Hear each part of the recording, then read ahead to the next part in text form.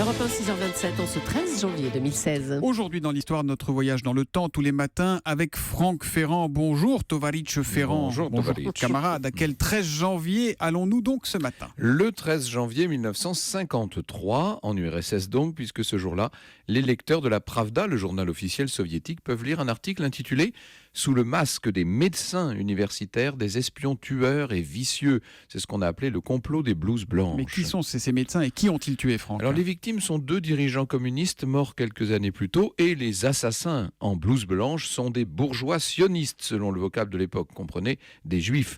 De fait, des centaines de médecins juifs vont être arrêtés pendant tout le mois de février, mais étrangement, les poursuites seront abandonnées quelques semaines plus tard à la mort de Staline, car en vérité, toute cette histoire n'était qu'une immonde théorie conspirationniste inventée de toutes pièces par Staline. L'idée était de faire croire à un grand complot juif mondial financé bien entendu par la CIA.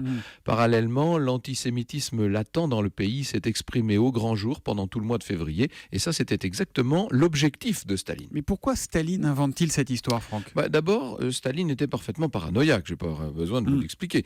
Parmi les médecins arrêtés, on trouve son médecin personnel, on trouve le médecin-chef de l'armée soviétique. Il se méfiait de ces gens comme il se méfiait de tous les hommes de pouvoir autour de lui.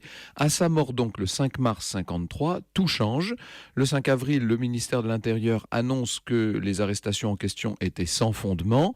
La Pravda, le 6 avril, mange son chapeau et publie un article qui disculpe les médecins.